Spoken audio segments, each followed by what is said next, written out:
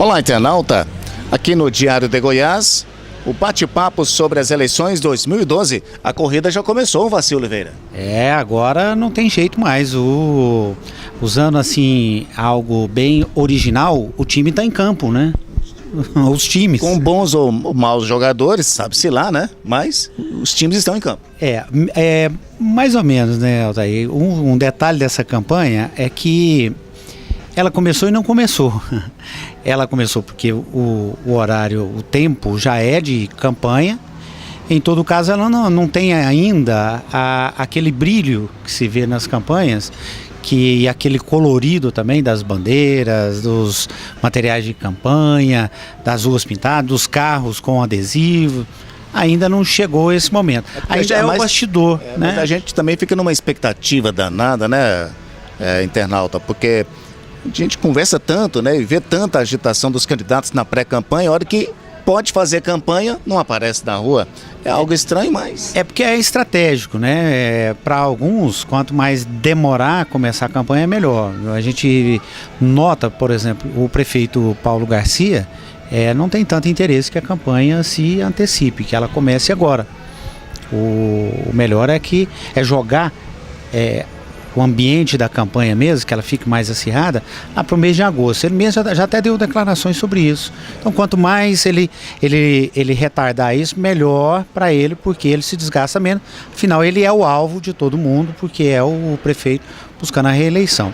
Os outros candidatos não, eles têm que aparecer mais, têm que fazer notado, principalmente os candidatos que entraram na última hora. O candidato do governo, Jovair Arantes, e também os outros nomes que foram definidos. Esses têm que aparecer logo, não pode ficar demorando, porque perde tempo, perde espaço, precisa ser notado. Mas de certa forma, Vassil, internauta, o fato novo dessa semana é a presença da pesquisa CEPES, né?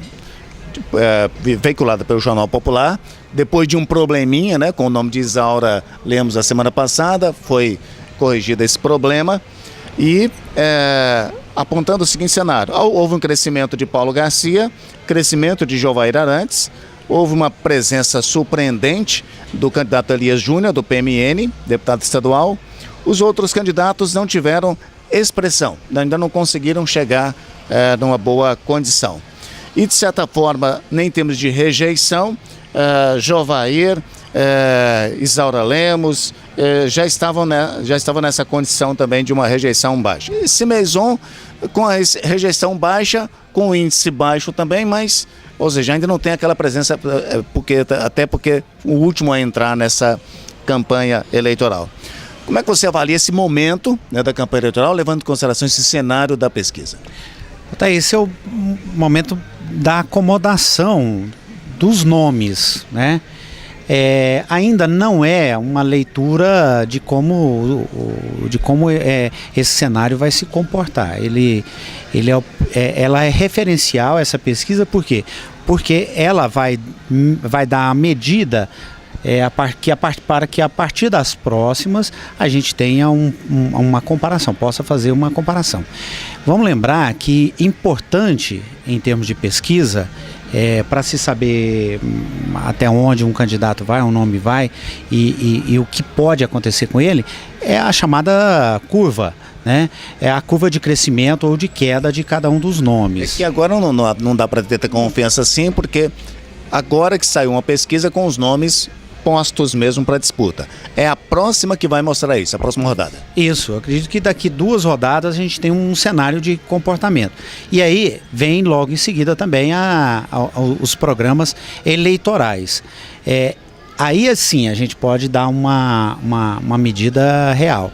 Neste momento, a leitura é o que se tinha.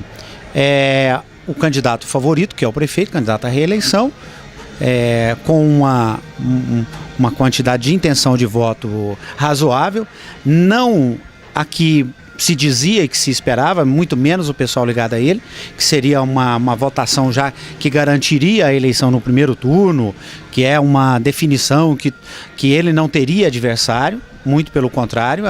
Os números do Paulo, não são nem os outros números, já indicam que há uma possibilidade muito grande, muito real de ter segundo turno nessa eleição, em virtude dessa dessa largada, dessa saída, né?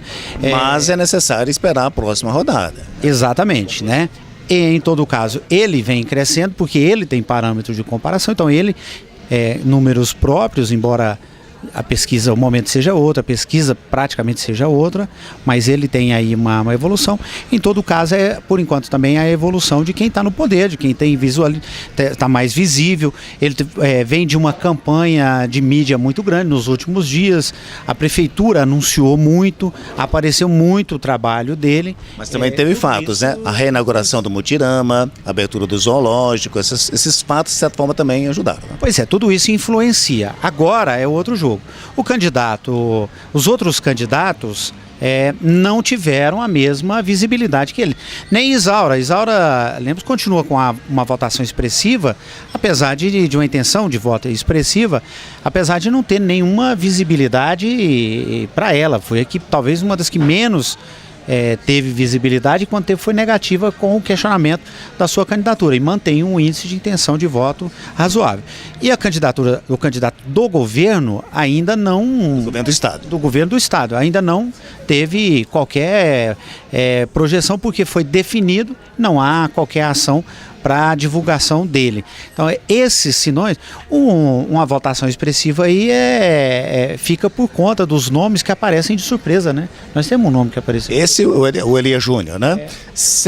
Pouco mais de 7% na estimulada. Como é que o Elias Júnior conseguiu isso, Vacil Oliveira? Dá para explicar? É uma pergunta muito mais...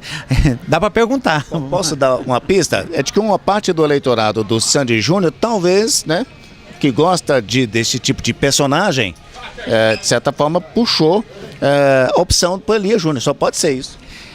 E a gente vai saber com o tempo se isso se sustenta ou não. Se isso é real ou não. Se é um tiro de largada.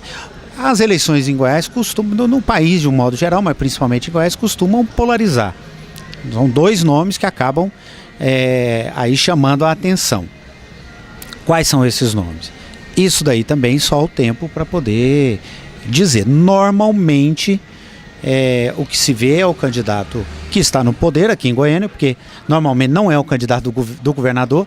Marco Antônio Perillo ainda não ganhou nenhuma eleição, o governador Marco Antônio Perillo não ganhou nenhuma eleição em Goiânia, desde que ele está no poder. E um candidato da oposição ao governo do estado e o candidato do governador. Eles acabam polarizando. É isso que vai se repetir, ou a gente vai ter uma surpresa?